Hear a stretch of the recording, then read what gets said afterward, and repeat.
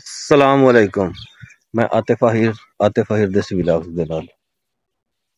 تے کیا حال ہے متروں سجنوں؟ ٹھیک ٹھاک ہو؟ تو بھی ٹھیک ہے. اچھا اس تو پہلے ساڈا چینل لائک سبسکرائب شیئر لازمی کرنا. تے آج دی اچھی گل کہ اللہ چاہے جسے عزت دے جسے ذلت دے.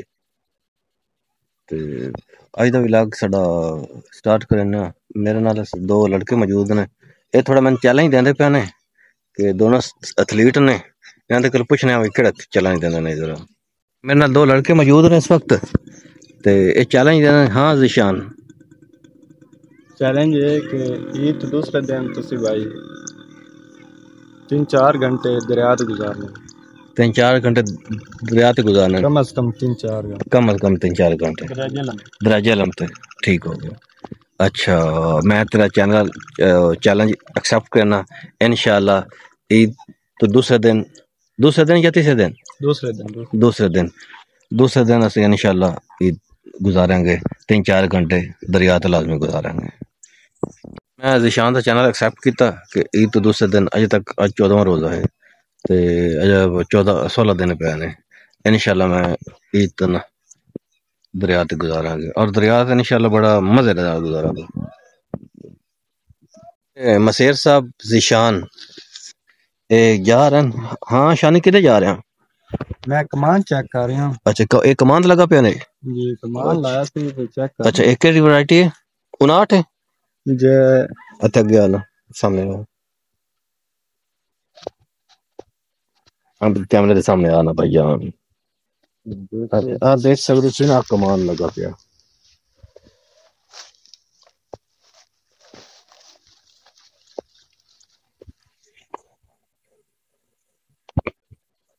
ذرا سا تو معائنہ کراؤ نا. اچھا چیلنج تو تساں دے دیتا. اچھا یہ کمال نوی ورائٹی آئی ہے. اچھا نوی ورائٹی ہے 38 جی.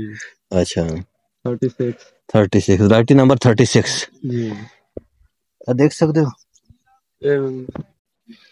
اچھا دس ذرا سانے یہ بارے کی کوالٹی ہے بارے. یہ کتوں آیا؟ یہ میل والا دیتا. اچھا میل والا ٹھیک ہے.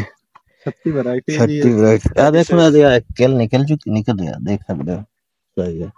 اے ساڑے مسیر صاحب ذیشان یہ دیکھ سکتے ہو. سامنے آتے نا اے ذرا دا ماشاءاللہ ایکسپیرینس بہت تجربے کار بندہ.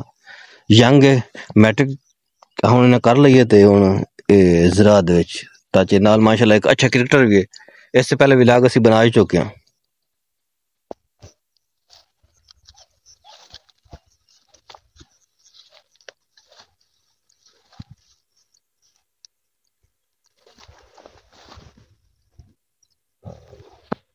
شانی دا چینل ایکسیپٹ کیتا تے ایک کسی کم جا رہے ہیں. انہیں کم جانے تے اسی باقی انہاں خیر آباد آخر لیو کرنے اسی بھی اپنے کام جانے.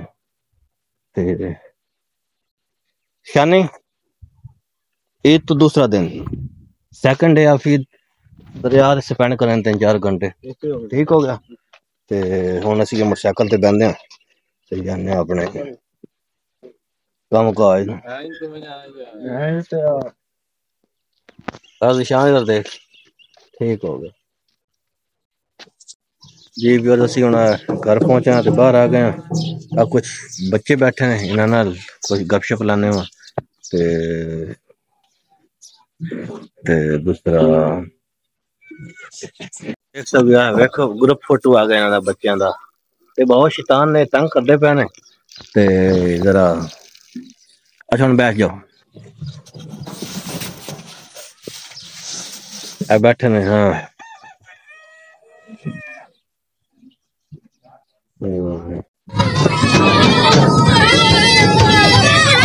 چپ کر جاؤ چپ کر جاؤ چپ کر.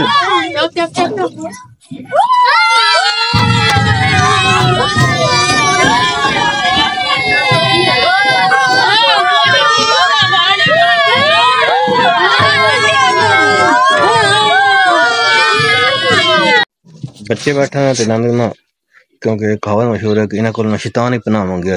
تے اتنا شور مچاندے پے تنگ کردے پے تے نا بس ہن بہت مشکل نال چپ کرا گئے. لیکن ایک دو بچے بہت شیطان ہیں، بہت ہی شیطان باز ہیں۔ اللہ پاک بچوں تو جی کہتے ہیں کہ شیطان نے پناہ منگے نے، اسی نام تے پناہ منگا، بہت تنگ کر دیتا ہے۔ جی ویئرز سورج تقریباً ڈھلن والا، افطاری دا ٹائم نزدیک ہے۔ دیکھ سکتے تھوڑا جہا سورج ہے تے بچے میرے پیچھے پیچھے ہیں، بچے بہت تنگ کرتے ہیں، دیکھ سکتے ہو تسی۔ تے میں اگے اگے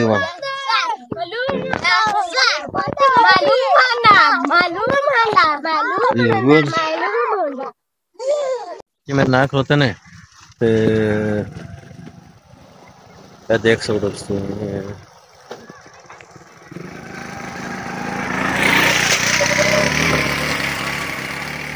تھوڑا تنگ کر دے، میں کہ چلو انہاں دی ویڈیو نال بنا لو، انہاں دے کوئی معافی مانگ لو، بڑی مہربانی ہے تھوڑا نال انہاں دی ہاتھ داڑھی ہاتھ لانگے پے نا، ہنس دے دند کڑے نے دیکھو، داڑھی تھوڑی ڈڈ چے ہور تے نہیں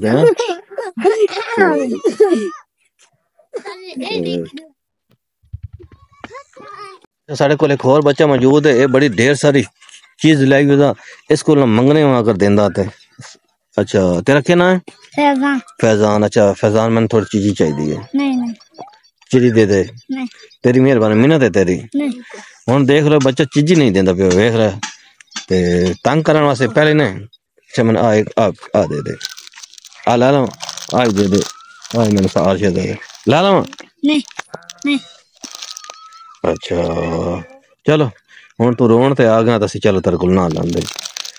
بچے جڑے ہوندے نا بچے لانی ہوئے تے ہور ہوندے تے دینی ہوئے تے ہور، ویکھ لے ہن میں چیز دیندا نہیں پیا۔